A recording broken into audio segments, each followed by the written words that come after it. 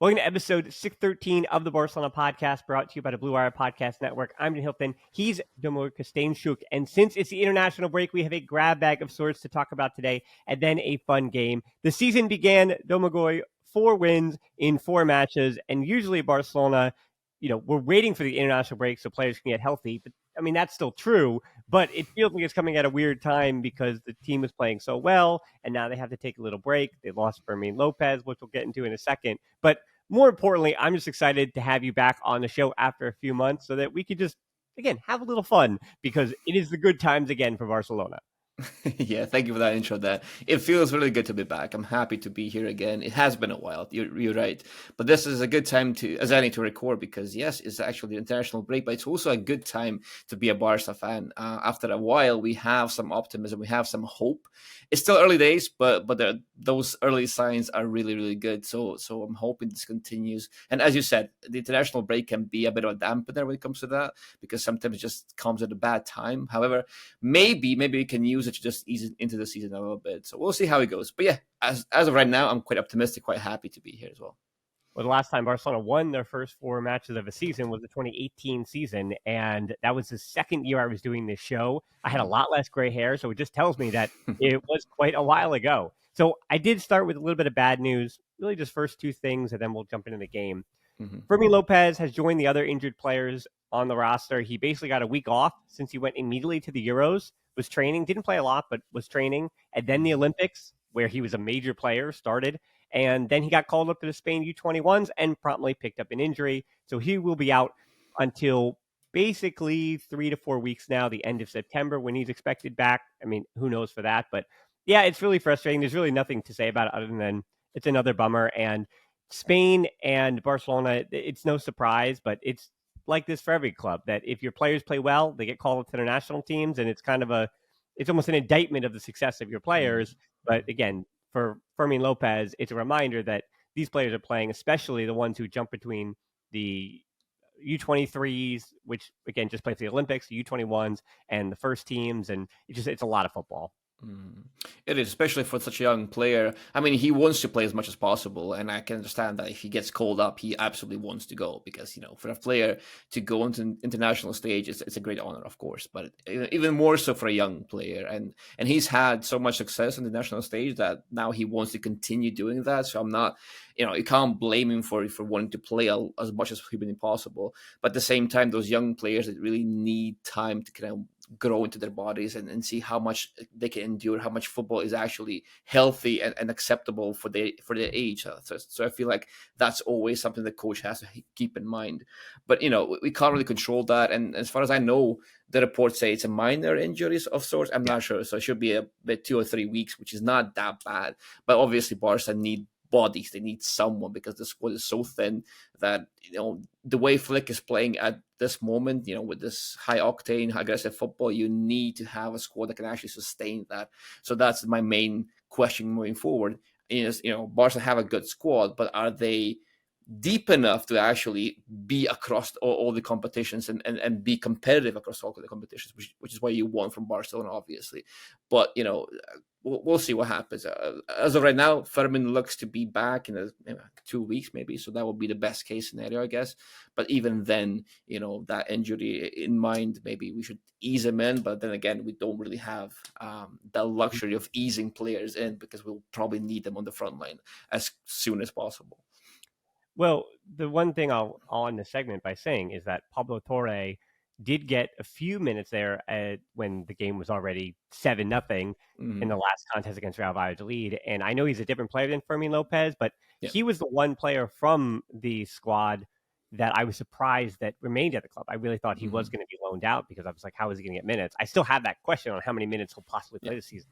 I'd be surprised if he got even 800 to 1,000 minutes for the first team this season. But there is, fortunately enough, by keeping Pablo Torre, there is somebody who plays the exact same position that can be that backup that you can trust, hopefully, in that situation. And he's a much, much different player, obviously. Fermin Lopez is built on movement and goal scoring, and Pablo Torre better with the ball at his feet and played in. But I really like the fact that Pablo Torre was just so promising in the preseason, and I do trust that. And Pau Victor as well, not really getting too many opportunities, so we could see him there a little bit more. But let's get to our make segment now, because we have a lot of questions to go over in a fun game, which I'm calling Cierto or Falso, which would be true or false. But I know that the actual translation would be Verdado or Falso, but that doesn't sound as fun as Cierto or Falso.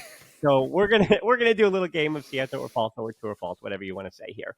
So I'm going to start with one, a little warm up for us, right? The new black kits, the away kits dropped today. And because of the Nike contract and the negotiations and everything, I think we all understand why the delay happened, because obviously Barcelona would like to release those earlier than they did, but they released them then today. So I'm going to sound a little too like I'm pushing the youth and trying to sound too young here, but Domagoj, are those new black away kits, are those fire? Is that Cierto or Falso? And am I using that right? I don't know. I mean, for me personally, yes, they do look fire. I'm not sure what the kids will use. Is it fire? Is that what they say nowadays? Because I do work in primary schools, and they do use a lot of slang that I don't understand at the moment. And that makes me feel very, very old. But I'd say I don't think I have the proper riz to figure out whether or not I have it. No cap, bro. No cap. I think that's how they say it. But back to the jerseys. Yeah, they do look fire. I like them very much. So would that be true? Then yeah, I think true. I'm gonna go for true for this one. Yeah, I'm going to start with a disagreement, because I'm worried that we're going to agree on almost every topic here. And that's on me. I need to have better topics. But I'm actually going to false on this. I think that this is the fourth jersey they have had that's been black. I think at least in the last 15 years, the fourth away kit that's in black. And I think on closer inspection, I didn't love. There's a lot of texture to it. It's a bit too much texture. I think when you're going to go full white, like even they did with the away last. I mean, that's what I'm actually wearing for the NYC, the New York Pena, the NYC Pena. If you're going to go with just white or black, I want it to be really clean. I want it to be kind of untextured. So I'm going to go with Falso, because I feel like it could have been a little bit better. I do like the black and the red. I mean, the blue and the red accents, of course. But even then, I just feel like there's something just a bit missing. Instead of having them coming from the shoulders, I'm always preferring the we'll say I mean, I'm showing it if you're watching on YouTube, but I always like when it's at the bottom of the sleeves are bright, like just a solid color. So I feel like, yeah, I always feel like there's a little bit of a wasted opportunity if you're going to go with the black, like make it a little cleaner, make the lines a little cleaner. So yeah, I'm going to go false on this and disagree. Very, very low here. The last black one was the black and gold, right? Or was it? What was it? Yeah, black and gold. That was quite nice as well. I mean, black suits us really nicely, but yeah, as I said, maybe there's the details that I've missed. I have to take a look, but I feel for me at the moment, I would say that it looks nice. Yeah, as I promised before, I think I do have a bunch of jerseys that I've gotten for cheaper prices that are not affiliated to Barcelona. And one day, when we really have some time in celebration, I'll show those and kind of give people my ideas of what a proper design for a jersey look like. So, all right, let's talk about now the field stuff and the good start to the season, all that stuff. So, first little fun category for the actual FC Barcelona players. Lewandowski will score more than 30 goals this season. Cierto or Falso? And I'm going to give you a little reminder here. Last season, he scored 26 goals in 49 games. The year before, it was 33 goals in 46 games in his first season with Barça. And not that anyone needs to be reminded about this, but it's 4 goals in 4 games to begin this season. So obviously, he's on pace to hit that. But can he keep that pace or keep 0.7 of that pace? So will Lewandowski score more than 30 goals this season, Cierto or Falso? Do I go for an optimistic route or do I go for a realistic route? I'm gonna say Falso. Yeah, I'm gonna say that. Yeah.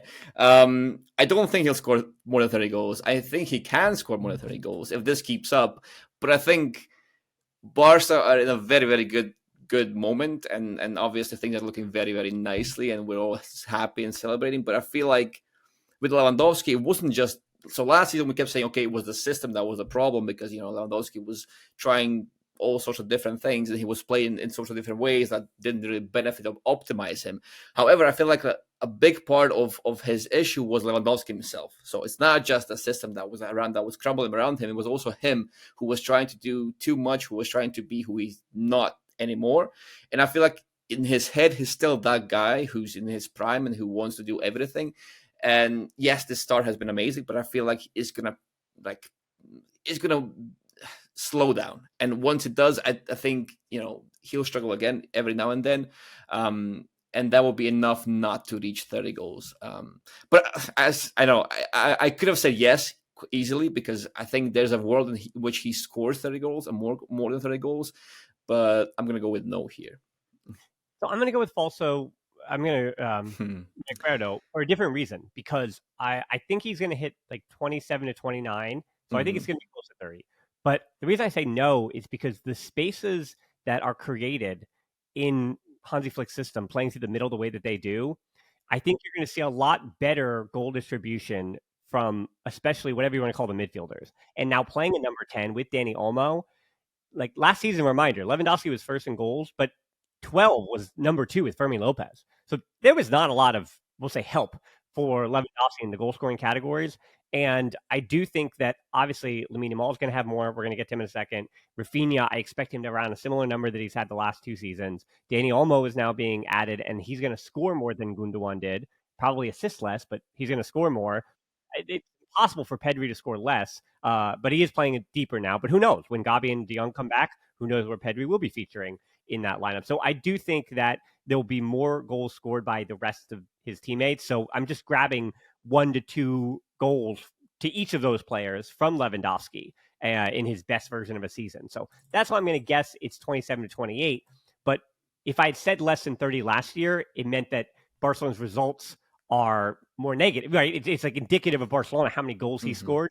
But this season, my hope, and this is the optimistic approach, is that even if his number is less than 30, that Barcelona is still succeeding, despite not getting goals solely from him. So that's me, like kind of taking that glass half full on Falso. All right, next one. Yeah, let's go to the next one, because I think we're going to bring up a lot of the style and things like that and everything else. So Costado and Eric Garcia are good enough to help Barcelona survive this injury crisis, especially in the midfield. Cierto or Falso?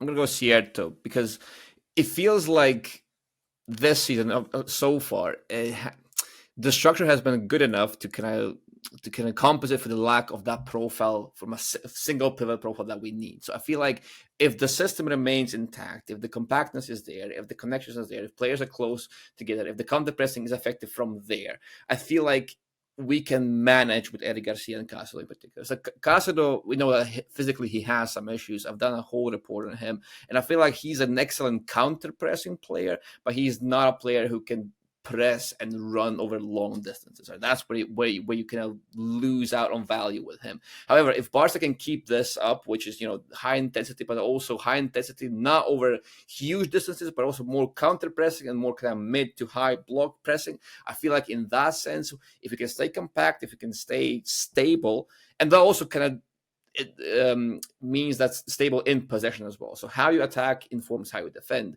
And as long as Barca can control games, which they have been able to do, they've been able to sustain pressure, kind of build this ring around the opposition, and then kind of pin them down. This kind of brings the sustained in possession structure, but also lends itself nicely to out of possession counter pressing and just getting the ball back as quickly as possible. So I feel like if that continues, yes, you can have Castro, you have Eric Garcia, you can have Pedri in those pivot positions, and you don't necessarily suffer too much. So I'm going to go with correct, or true rather. I'm going to go with Cierto for a similar reason, because I think with the schedule coming up, I don't see the team that is going to your point, make the most of breaking Barcelona apart. Because again, to that point, how do you make Eric Garcia as a midfielder and Costado? What do those two players, or what will they struggle with? And they're going to struggle with speed, especially through the middle. They're going to struggle with teams that counterattack really well through the middle and can also use the wings and vertically break you down, as much as trying to horizontally get their own way out of Barcelona's counter-pressing that they've done well with. So I don't see on the schedule again, this is optimistic about the players coming back as well, but I just don't see in the next month until certain reinforcements like De Jong might be back that they have a team that is going to really excel at that. And to your point, I think Barcelona can still have a modicum of control over these next few opponents that are at the level of Costa and Eric Garcia. If that Real Madrid, Bayern Munich, if we're still talking, it's just Pedri, Costa and Eric Garcia as the 3 double pivot options come that week in October, I might change my tune if nobody's helped me by then. But again, for the time being, I'm going to say Cierto for those reasons. All right, talking about players coming back after the international break, that's not Frankie de Jong. Hansi Flick can rescue Ansu Fati's career. I have to start. I'm going to start with this one first. Yeah. Gosh. Be careful, yeah. Maybe I'm just going to go not. Is there a third option here for me? I made the game. Can I hide behind it? You know what? I don't care. If 4 wins to start the season, I'm going to be nothing but optimistic here. And people know that it takes a lot for me to jump off Ansu Fati Island. So I'm going to stay on Ansu Fati Island, even though I'll read you all the negative stats, why I should be saying Falso here. He's played 21% of all possible minutes in the last 12 months. He had 4 goals and 1 assist in less than 1,000 minutes for Brighton last season, playing mainly as an attacking midfielder with some movement on the left and through the middle. But he played just 27 Premier League minutes since March the 10th. So since March the 10th, he has played 27 professional minutes. That's 4 matches, and he played in the last 3 matches of the season for Brighton. He even stayed on the bench. So Ansu Fati has not played football now in 8 months. And even before that, the minutes he did play, again, was less than 1,000. So we're going on almost 36 months that he has played less than 1,200 minutes for any club. So Ansu Fati has not played football in a long time, for better or worse. So apparently in training, Flick was impressed by him. Flick has also reportedly considered playing him as a number 9, because again, Vitor Roque went to Real Betis, and Ferran Torres has been on the wing a bit. And that number 10 position kind of does eat up the quote-unquote backups, right? The backups that would play as the other number 9. And even Pau Victor has been playing on the wing, not as the number 9. So in theory, there are minutes for Robert Lewandowski, because again, it was Ferran Torres who came in, and he had some good runs there. But again, Ferran Torres isn't naturally that number 9 for Barcelona that maybe Ansu Fati could be. So I just set up the argument for Falso. That's what I should be saying. But I'm not, because again, I'm allowed to be on Ansu Fati Island, and I will never, until the day he retires or until the day he's officially sold, that finishing that he has, his understanding of the systems that Barcelona always want to play, and just how confident he was when he came up. If he's going to succeed at a club, it is going to be a club like FC Barcelona who play this way. And if there's a manager that does actually reportedly believe in him, because there was players he didn't believe in, and those players are generally gone. So if Hansi Flick says that he believes in him, and he's playing, for FC Barcelona with the likes of Lamine Yamal, and he's back with Pedri, and there are players that he's comfortable with, I'm going to be optimistic and just say Cierto. With nothing. I have nothing to prove that. I will agree with that. I'm on the same page as you, Dan, because, okay, first and foremost, Ansu Fati fits the profile of the left winger, primarily left winger that has liked in his career so far. So that kind of inverted runner type, goal scorer type winger, that's exactly who Ansu Fati can be. He's not someone who will hold the width. He's not someone who will be on a 1-versus-1 presence as much anymore. But what he can do is he'll be closer to goal. He will make those runs off the ball. He will position himself inside the penalty area, and he kind of smells the goals. He has the ball striking. He has the lethality. He has the movement.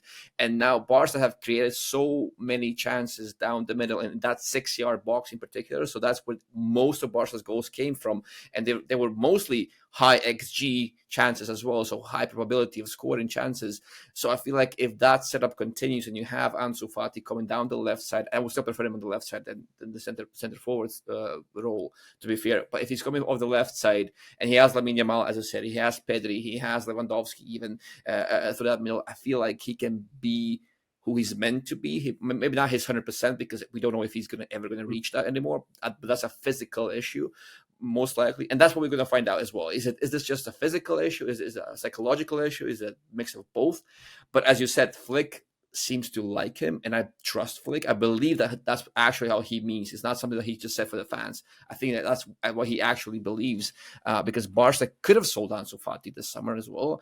There were offers. I'm sure there would have been offers for him as well, and they chose not to, right? And in a moment where they need the money, they need the wage spaces, whatever, they could have sold him, they didn't. So I feel like Hansi Flick, when he says that he likes Ansu Fati, when he says that he likes what he's seeing from Ansu Fati, I believe him. So yes, I'm on the same boat as you. I believe this might be Ansu's chance, Ansu's ticket back into Barcelona. Now, is it as a number 9? I'm not entirely sure. He has a lot of elements, but at the same time, the physicality issue worries me, because I'm not sure how fit he is, right? How is he going to reach his ceiling? Not ceiling, but physical. I don't want to say peak, because I don't know. I'm not sure what his physical peak even is.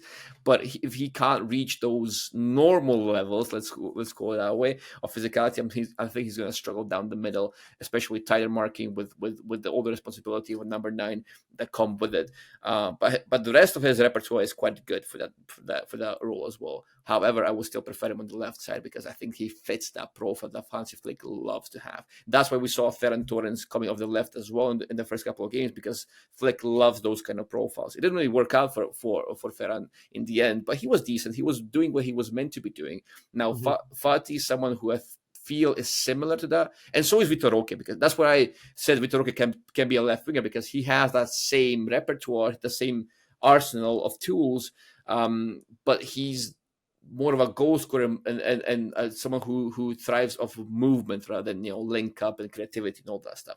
Ansu the same, Ferran is the same, and Flick loves that kind of a profile. So I feel like this is the way for Ansu to come back. So yes, I agree with you. I'm going to go with true as well. Yeah, it's funny, that statistical argument you made. I'm glad that you had the counter argument to the stat, because Ansu Fati's XG throughout his career, which again is kind of a silly stat when you talk about individual players. It's more important when you're talking about teams.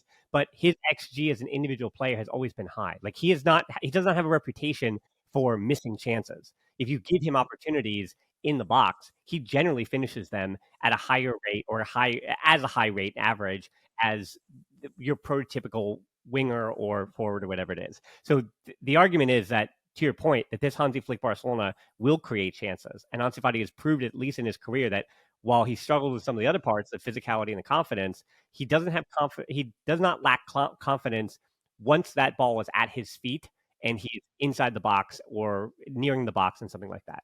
And that where he can dangerous. I would say for him coming back too, we were just talking about goals for Lewandowski. If Ansu scores 8 goals this season, again, I want to remind you, he's turning 22 at the end of October. So he has been, it's basically 3 years in the wilderness. I mean, we're talking basically the last time we saw Ansu Fati was almost pre-pandemic. Like he came back in like little moments, but yeah, it's right. Exactly. That's how long ago is. And speaking of injuries, okay, Frankie de Jong will be Barcelona's most important midfielder under Hansi Flick. And this is also in the case, obviously, that he is able to come back healthy, potentially after the international break. So I think, you want me to say it again, the question? Frankie de Jong will be Barcelona's most important midfielder under Hansi Flick. What do you got, Dom? I'm going to go with false. I'm going to go with false because I don't think he's going to be more important than Pedri. And if we're talking about hypothetical situations, I'm going to say he's not going to be more important than Gavi. I think Gavi, if he comes back and he's fully fit and he's the same old Gavi as we know, I think Gavi kind of just skyrockets up the hierarchy. So I'm going to put Pedri and Gavi above that. Now, is he going to be important? Yes, I think he would be important. If he's going to be fit and he's actually going to play for Barcelona under Flick, I feel like that's a very, very good combination. That's the coach and the player. I think Flick is going to love Frankie de Jong. And I feel like Frankie de Jong will give you something that you're missing once that... So now, as of right now, we have been very vertical, but the verticality comes with the center backs, right? The back line is very, very vertical, and our build-up phase is very quick as a result of that. However, as opposed to the Xavi era, now our defenders can access the midfielders or the fullbacks in that second phase, in that middle third. So we're not overly vertical. We're not going straight into the forwards or straight into the space behind the opposition's backs. We're going into the midfielders. Now, this has been possible for now, because the structure has been good and the opposition have been kind of shaky in blocking those central areas, right? So what Flick likes to do, he likes to have that numerical superiority in the first line, in the first phase, and he likes to have his wingers very wide initially, right? Once we attack, they will invert, obviously. They will be very, very narrow, but initially they will be very wide because that creates that horizontal space, right? That's how you free up the priority targets in midfield, like Pedri and, and Olmo and all that stuff in Casado. That's how you create space for them to receive the ball from that vertical back line. Now, when teams learn how to be more compact, how to block those avenues towards the midfield, that's when you get a Frenkie de Jong, and he will kind of create that space by carrying the ball from the first phase, right? So I think he will be very useful, and he will fit that verticality idea that Flick has. So it's not necessarily verticality as a philosophy; it's just a tool. And Frenkie de Jong is quite a high verticality kind of tool, but he's very effective at it as well. So I feel like the profile fits. However, I don't think that he'll be the main piece of Barcelona's midfield, and that's without the fitness taken into consideration as well, because we don't really know if he takes that surgery. If he doesn't take the surgery, how will that impact him as a player, and when will he come back at all? So I feel like no, he's not going to be the key piece or the best midfielder that Barca will have.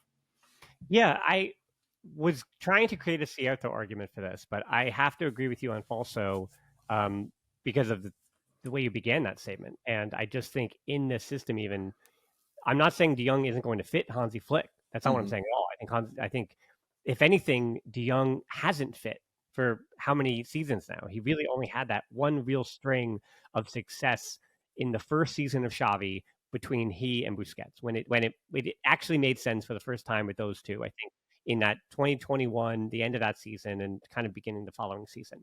But saying Gabi's name, once we say Gabi's name, if he is healthy, then that has to be Falso, because I do think Gabi is going to be the most important midfielder for Hansi Flick. And everybody knows how much I've defended Pedri and how much I've loved Pedri so far in this system too. But the only reason I would say Cierto is the worrisome thing, that a glass half empty, is that if De Jong, I mean, this almost is optimistic too, if De Jong does come back healthy, De Jong over the course of his career has been a healthy player, but this seems like a lingering bigger issue. But let's say this does work out well. To expect Gabi to come back and try to be firing at full fitness, even in November when he gets back, like, we realistically shouldn't expect Gabi to look like himself until like January. I mean, but Gabi's so interesting because he can't play any other way. Like, mentally, there's no like second gear for Gabi. Like, you know what I mean? So I'm worried about Gabi re-injuring himself, not with like another ACL, but you know what I mean? I'm worried about Gabi not understanding that his body can't go from 0 to 100. And I'm worried about Gabi and relapsing in certain ways or whatever. And then Pedri, every match that he's on the field and he finishes 90 minutes, I don't see a report after I thank him for the stars. I say, okay, great. Pedri could have another 70 or 60 minutes or whatever it was. So the only way to think this is Cierto is, unfortunately, if Gabi doesn't come back right and Pedri goes down and De Jong were to be healthy, then I think this winds up being Cierto. Here's another easy one. Some of these are easy. I maybe needed your help to figure these out. We're going to agree again. As Laporta said in his address, Gundogan left for sporting reasons alone. Here's the quote. Gundogan is an excellent player in person. The year we have had with him has been fantastic. After meeting with Flick and assessing the situation of the squad, he decided that he wanted to leave. It is a sporting decision exclusively. With the incorporation of Dani Olmo, he was a player who performed a similar function to that of Gundogan. It was a sporting decision of the player and the club. I have heard that it is a financial decision, but no.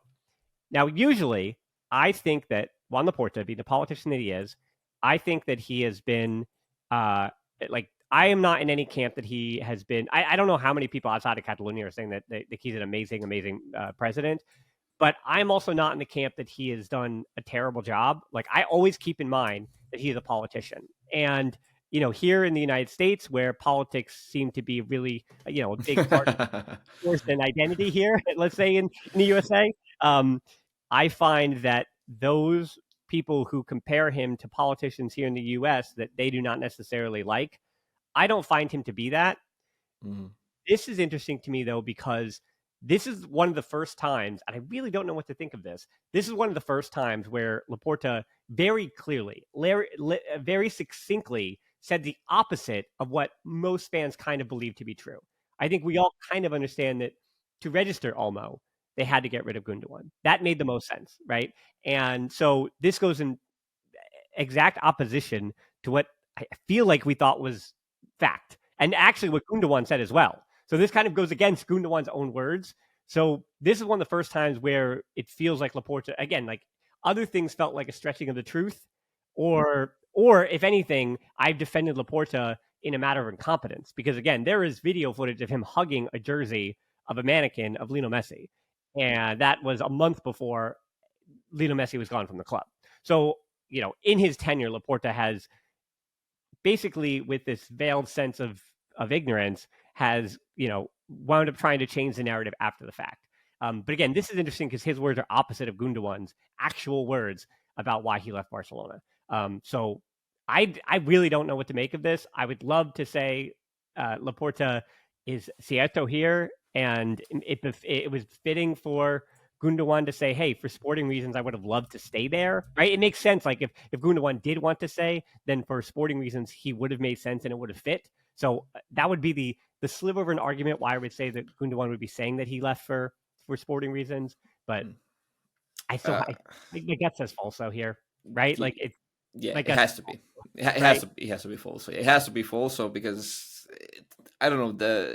I was just gonna say Gundogan himself. He mentioned that he had to leave so to financially help the team, and I don't see a reason why he would mention that unless, you know, it was true. So I and Laporta, with his history, as you said, of you know, just kind of stretching the truth and being that guy who will say a lot just to you know, appease the fans, or maybe, I don't know, just weather the storm.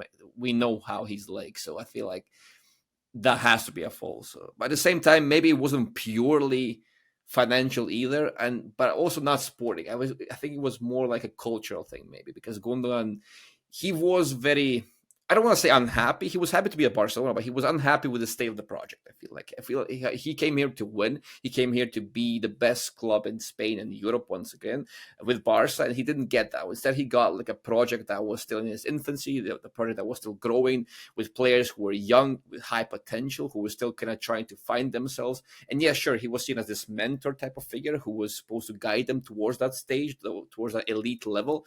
But I feel like he always thought that they would reach it like this season, that season with him already, right? And he's used to that. He's used to the win. He has the winning mentality, which we obviously need, and that's fine. But he felt like, with the way he speaks to the media, with the way he spoke about his teammates, even, I feel like he wasn't that happy with where Barca was at that moment. So I feel like in the dressing room, I'm not sure if he, you know, if the relationships were there with him, with the rest of the team. Maybe there was. Maybe it was fine. But just looking from outside in, I feel like it wasn't as rosy as we would like to think it was. So maybe it was a cultural thing in that sense, where he expected something different and didn't get it, and then now he gets to go back to City where he will win with everything with Pep Guardiola and Haaland and all that stuff, right? So in that sense, I'm happy for him because he gets the ending that he thinks he deserves, and he does deserve that ending, of course. But with Barca, it would take a much longer time to reach that, if he was to reach that at all. So I feel like there was this chasm between what he expected and what he got. So maybe that's also one of the reasons why he left. That was a very diplomatic answer, man. Yeah. You set yourself up for office in the future. All right, here's a different one. So I think the last 3 or 4 questions here, I have opportunities for us to disagree, which is good. Okay. Yeah, let's do it. We can disagree. Lamine Yamal, you know Lamine Yamal, really good. Rings a bell. I'm not. Yeah. Remind me. He will finish the season with 20 goals and 20 assists. He already has a goal and 4 assists to start the season in 4 games. But Lamine Yamal will finish the season with 20 goals and 20 assists. Cierto or Falso? Falso. 2020 is a big number, and can he reach at one point? Absolutely, he can. I feel like he's building towards that profile that's, you know, all encompassing, like a goal scorer and a playmaker. He has the fundamentals for both. He's already an elite playmaker. He's not an elite goal scorer just yet. What he does is he takes a lot of long shots, and sometimes they do end up in goals, obviously in screamers and such. But statistically, I don't think that lends itself nicely to a sustainable way of scoring goals. It's the same thing with Dani Olmo, for example. Dani Olmo shoots from everywhere at all times, right? He has the same number of shots outside the area as inside the area. And that's why he's not a good goal scorer, because he just takes shots from suboptimal positions too often, right? So if Lamine is to be an elite goal scorer, he will have to add like inside the area efficiency to his repertoire a bit more. I feel like that's not there just yet. The way he crashes the box is not there just yet. He can be. Of course, he has the foundation for it. He has the ball striking, the movement, and he's very instinctive with his finishes. So I feel like it can be done, and it will probably be done at one point in his career, but not yet. So as of right now, I feel like Lamine, he will have assists, but maybe he reaches 20 assists, I don't know, but not 20 goals. So I feel like at this stage, this has to be a falso from me. Yeah, I have to agree. I should have said goal contributions. I disagree. Might have been total goal contributions of 35. If I had said total goal contributions, because my number would be 10 and 25. I think he's going to have, realistically, if he stays healthy and contributes, continues to be. I mean, he's had, as I keep saying, my line about Lamine Yamal is that his floor from game to game can provide an assist. Like, he could actually have a bad game and still deliver an assist in every game. So I'm going with 10 and 25 because looking at some of the other players in recent seasons that had 25 assists, he's playing above their level. So 25 is very possible. And to your point about the goals, yes, I think over the course of a season, 20 that's a lot of goals. Like, you have, and that is not functionally what he's meant to be doing in this system. So 20 and 20 is not yet. He is still also 17 for this entire year. My goodness. So yeah, I'm going to go with 10 and 25. And so if I had asked, will he have more than 35 goal contributions? We're going to pretend that we disagreed. You said Falso. You were just under that. I'm going to go with Cierto. I think he has more than that. It might be, it might be 11 goals and 25 assists or whatever it is. So I'm not pushing it, not overhyping him. I'm just saying numerically, the numbers are going to add up over the course of the season if Lamine Yamal can stay healthy, and he's going to be starting on that right wing. So the sky's the limit for this star of a kid. All right, next one. Barcelona will only lose one game in the Champions League phase. No matter what you say, Dom, I'm going to disagree with you, and I'm going to try to construct my argument, whether I agree with you or not. So I'll remind everybody and give you a moment here. It's Bayern at home, Borussia Dortmund away, Atalanta at home, Benfica away, Young Boys at home, Red Star Belgrade away, Brest at home, Monaco away. So they lose one game in the Champions League phase. I'm gonna wait. So what was the question? How was the question formulated? So what? Barcelona will only lose one game in the Champions League phase. Cierto or falso? It's tricky. I think they will lose one game tops, like not more than one game. But are they going to lose that one game? I'm gonna say false. I'm going to say that we're not going to lose any of the games in the Champions League. There you go. You wanted us to have some sort of discussion. Now is your chance to let's go with that. I think we can take Bayern at home. If we keep this up, I think we can take Bayern at home. I think there might be some draws in there, and we might lose to Bayern. We might lose, I don't know, to Borussia Dortmund, but I think just if our squad stays fit, that's my main concern. We have the quality, we just don't have the depth. So if the squad is deep enough or fit enough at that stage in the season, I feel like we can go into it and we can actually get a result against anyone in that group. Can we beat anyone in the group? I think we can. Is it going to be difficult? Yes, it will be difficult. And Red Star Belgrade is as well away. I don't think people understand how much of a hostile environment that is away from home, and that plays a huge role. So it's not going to be easy, but I feel like Barca can go through that group phase without a loss. Now, one loss, I would say, okay, yeah, it can creep up, but I'm just going to go with Falso and say, no, we're not going to lose any of the games, just so we can have a bit of a discussion or maybe a disagreement here. Yeah, let's change the question because I'm going to go false, but I'm going to false on the opposite end. So I'm not. I'm agreeing with you the final answer, right, but I'm going to disagree in how we get there because I do think that this is me being a little negative. I do think squad depth, especially in the first half of the season. Remember, Ronald Araujo does not come back until December. Robbie is not back until at some point in November. We don't know about Frankie de Jong's status, and Pedri is basically made of glass. So, and also we're playing a 17-year-old kid, way too many minutes. Lewandowski is 36 years old. So all of those things coming into play, I am not throwing in the towel at all for La Liga. I'm not throwing in the towel for winning the Champions League. I'm not throwing in the towel on any potential trophy that Barcelona can win the season. But the idea that they're only going to lose one game in this Champions League phase in the first half of the season, I'm saying falso because I think that Barcelona are not going to be able to get it over the hump at home against Bayern just yet. Now, maybe it comes in the knockout in the spring when potentially the squad is more reinforced and this project has continued on. So I'm going to say even if they lose at home to Bayern in the first half of the season, it doesn't change the spring, right? So again, I'm not getting rid of the end goal. I'm just saying that I have concerns now. Between Borussia Dortmund away, remember, also that one's away, and Benfica away, as you mentioned, Red Star Belgrade, if there's going to be a quote-unquote upset, we'll say, from pots 3 and 4, that would be the answer. So I think between Borussia Dortmund, Benfica, and Red Star Belgrade, I think there is a loss in there, which is not insane to say. And if you lose to Bayern and lose to one of those other teams, you do not forego the knockout. Like, you basically qualify for the knockout because how many teams who make it just by getting those results there. And of course, you would like to be able to finish in one of the top spots. But with this new Champions League phase, we're not even sure about what the consequences are of finishing. Does it matter if you finish second or, you have a slight advantage, but I mean, not really. So yes, they would love to have a better advantage for the next phase. But I'm saying, yeah, I think that they're going to lose. So only one. Also, I think they're losing 2. I'd say if I said they're going to lose 2 games in the Champions League phase, I'd say that's Cierto because I just don't know who that second team is. So yeah, that's me. I don't think it's me being pessimistic. It's like there's 8 matches and losing 2 of them. Like that means that they would have. I would say they're going to win 5, draw 1, and lose 2. And again, that number that number of points qualifies you for the next round. Exactly. So that's what I would say about that. That it's the Champions League, a reminder of the group stage, as Real Madrid have taught us over the last 10 years. You just got to get through the group stage. You just have to get over the line, make it to the knockouts, and then exactly. All right, next one. I don't know where you're going to go on this, so I'm going to answer first, and then I'm going to maybe you'll disagree with me. Barcelona would be wise to sell a portion of the club to an outside investor.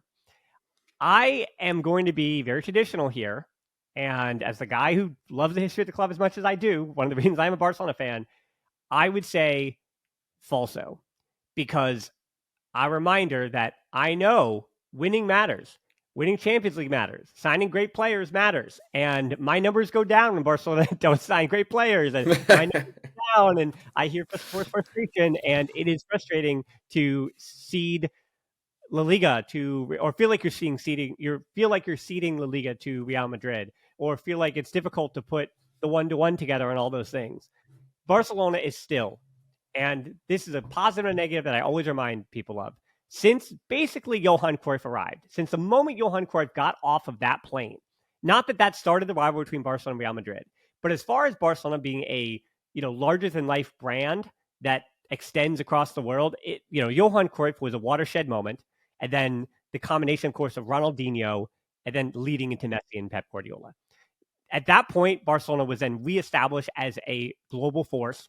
And Barcelona and Real Madrid are forever intertwined in being major clubs. Like, there are still the world over, and maybe this will happen as the memory of Messi fades. So maybe 20 years from now, we're talking a different tune. But at least in my podcasting lifetime, which I guess is what I care about, I think this is falso. I do not want Barcelona to lose their identity by selling a portion of the club to an outside investor, just because. Now, this is me living in a country that I would consider capitalist adjacent, a country that really, really loves capitalism. I can tell you that the minute you bring in an outside investor, the minute you let a shark have a little taste, it's only going to get worse. And 10% becomes 15%, becomes 20%, becomes 30%, becomes 45%, becomes 51%. And that is a slippery slope that can happen as you try to compete financially with the Joneses through outside investing.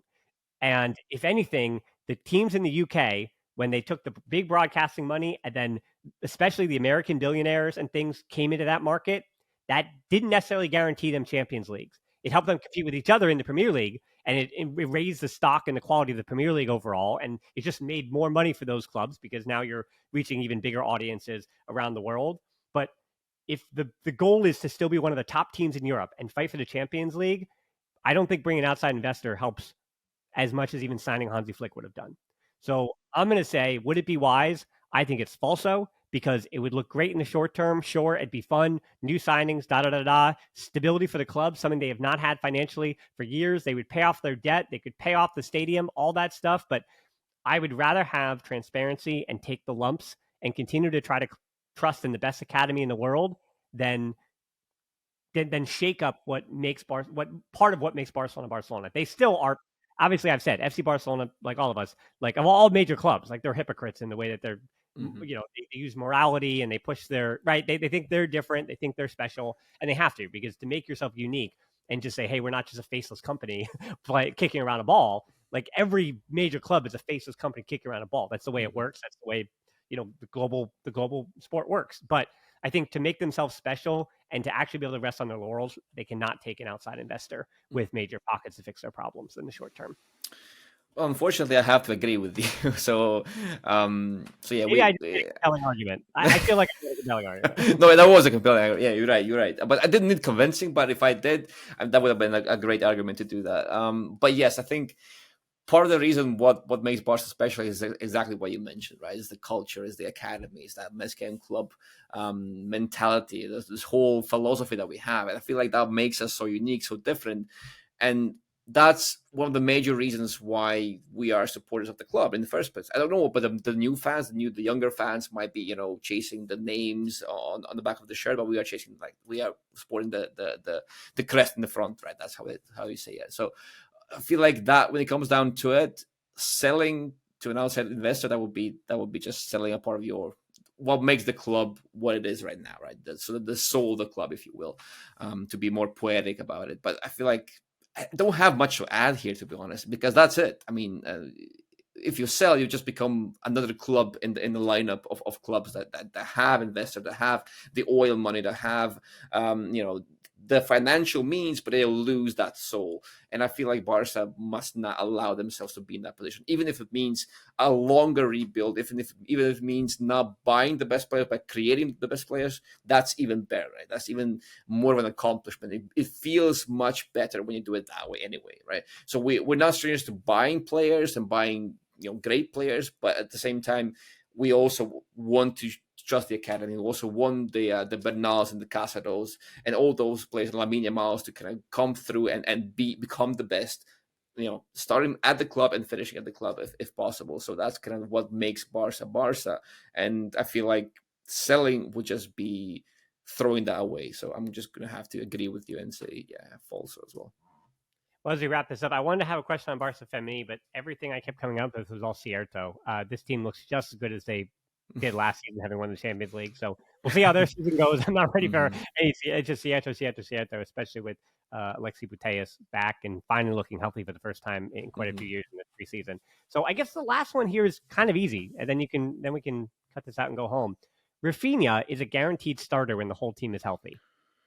Huh.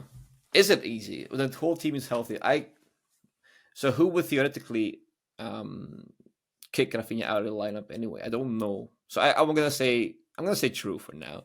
I think what he has shown so far, you just can't drop a player like that. And I feel like even in the 10 role, he gives you what Flick wants from that position, right? Because I kept saying all these players that can play the number 10 theoretically, even Dani Olmo. I still have questions over Dani Olmo because at the moment, like in Flick's system, and that was the case in Bayern as well, the number 10 was, there was this huge presence in possession in attack, but also out of possession was so important because he was always the leader of the press. So the number 10 in Flick's system always is the leader of the press. He directs the press. He says, okay, now we're collapsing from the wide areas. Now we're pressing for the middle areas. So he's the one that dictates how the pressing goes for his team, right? And I was looking at the team and I was like, okay, Rafinha fits that role. Like, he can do that physically, he can do it mentally, he's in there. Now can Olmo replicate that? He can be the in possession 10, but I felt like Rafinha was always going to be a better suited, like all around profile for that. On the ball and off the ball, he gives you something that Flick likes. Now, on the left side is the similar thing, right? How do you drop a player like that who's so influential, who's scoring so many goals, who's actually being a backbone of your team? So I feel like, yes, if he keeps this up, he will be one of the main features of the team. So I'm going to say, wait, what was the question? Was the question, is he going to be in the team? He's a guaranteed starter when the whole team is guaranteed. I'm going to say true. I'm going to say true. The only way, I mean, I've gone on record with the last 5 headlines that, yes, he had the hat trick against Real Valladolid, but the first 3 matches of the season too. I think Rafinha has been the most important player under Hansi Flick so far, for all the reasons that you just dictated. The only way that this is falso, I think, is all the midfielders we just talked about come back healthy, and Barcelona is most comfortable with Dani Olmo then pushing up to the left, Gabi being the 10 that you just spoke about, and then Pedri and De Jong being behind him. That would be the way that Rafinha isn't a guaranteed starter. If that winds up being the rotation where Dani Olmo goes out to the left wing, and then it's Gabi in the middle, because I don't think it would be Dani Olmo to the left, Pedri, and then Gabi and De Jong behind. I think it would have to be Gabi as the 10, Pedri and De Jong with Olmo out wide. So that's the only way that this is falso, because I think, to your point, I think even the injuries tell us that you just got to go Cierto on this until anybody's back and healthy.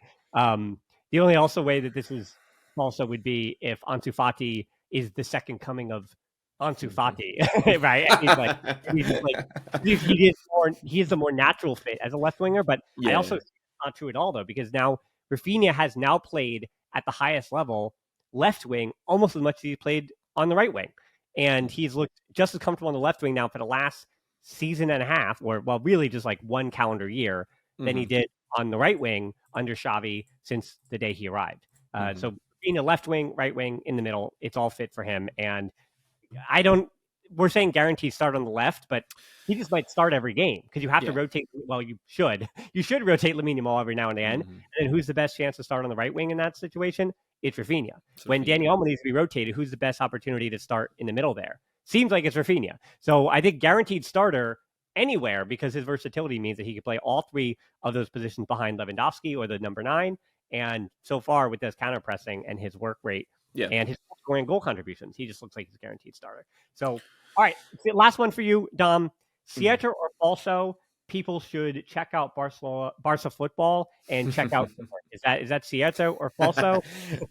A big Cierto, and I hope that we don't disagree on this one on all the questions of all the questions. No, but yeah, please do.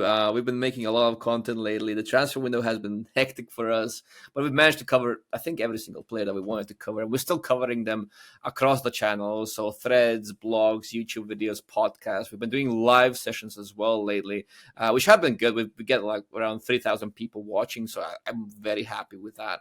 It's a bit like more relaxed and it's not as in depth because it's immediately after the game, so you're still full of emotions, so you're still kind of digesting what happened in the game. But we're trying, and we're trying to create a community of people who like that kind of content. And obviously we just released an episode with you, Dan, and people actually love that, and so we would love to have you back as well, so if that's a possibility as well. But thank you for this opportunity again. Oh, it's more than a possibility. I said, I've made the move, so we are settled in. So on the tour. So a lot of content being happened. I think for August, I made 13 or 14 different pieces of content. In July, I'd only made 2 or 3. So that tells you the good start to the season. That means that that means that Barca continue to play well, that my face is going to be all over the internet. Speaking of all the internet, on TIFO, a reminder, Girona on the 15th of September. You'll likely obviously hear from me before that, but Girona on the 15th of September, that's the next watch along on TIFO. Just even become a member so you get notified that I'm going live and that's happening. I think I'm missing the one at the end of the month against Osasuna, so I won't be around for that one, but I should usually have watch alongs the rest of the way. So again, that's TIFO. Hola Culés is the free promo code. So it looks like you have to pay, but it's not. It's a free promo code. Hola Culés. On TIFO, that's in the show notes or the description, along with all the links to Domagoj stuff. To the Patreons, I've got a few new ones as well. As I'm doing the watch-alongs, there's a lot more opportunities to answer questions and go long form and that kind of stuff. And Patreons, remember, for $3 a month, you can be a guest on the watch-along. And with a microphone and a camera, as a Patreon, I trust that you're going to, you have the best interests of the podcast in heart, so you can come on that watch-along with me. And then Twitter, Instagram, close Facebook group, Discord, those are where the communities are, as well as YouTube. Subscribe, maybe by this point, since you're listening, I might be at 20,000. And what an exciting thing that is. So I'm not celebrating it just yet. Can't count your chickens before they hatch, but I'm excited for that. And that's also reinvigorated me because with all this new Barca athletic transfer news and the deals, and we'll say some of the things that are happening in the African market, that there are some 60-second shorts and some more short form content that I need to be working on as well that I have on my list to work on this international break. So I've got some exciting stuff that's going to be, we'll say, YouTube exclusive with the 60-second stuff. So anyway, there's fun stuff going on in Barca football, on the Barcelona podcast, wherever you need Barca content, especially when the team is playing well. You can't, it's actually enjoyable to make. So for Domagoj and myself, I want to thank everyone for listening to this edition of the Barcelona podcast. Until next time, we'll talk to you soon. Forza Barca.